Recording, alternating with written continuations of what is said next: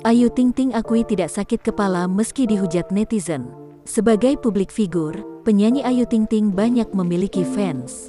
Apalagi dengan kecanggihan teknologi, kini masyarakat bisa berkomunikasi secara langsung dengan idolanya. Namun selain mendapatkan pujian dari para fans, seperti publik figur pada umumnya, Ayu Ting Ting juga memiliki haters. Bahkan ada yang melemparkan kalimat tidak mengenakan di media sosial. Merespons itu, Ayu Ting Ting mengaku jika hujatan dari netizen tidak langsung membuatnya sakit kepala. Ia punya cara jitu agar tidak stres menghadapi komentar pedas yang dilontarkannya oleh para haters.